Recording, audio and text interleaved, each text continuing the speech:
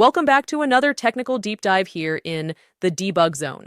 Today we're tackling a big question and breaking it down with insights from other users. Hopefully this clears up some misconceptions and helps you get the answer you need. So buckle up, stay a little curious, and let's jump right in.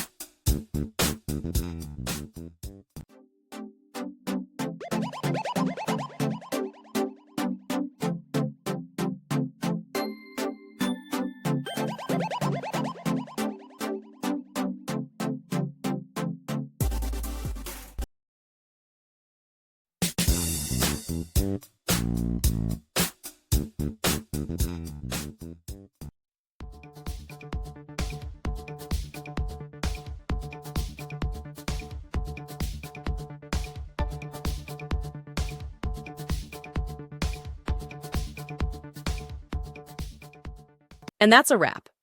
I hope you found the answer you were looking for. If you did, take a second to hit that subscribe button. It really helps out.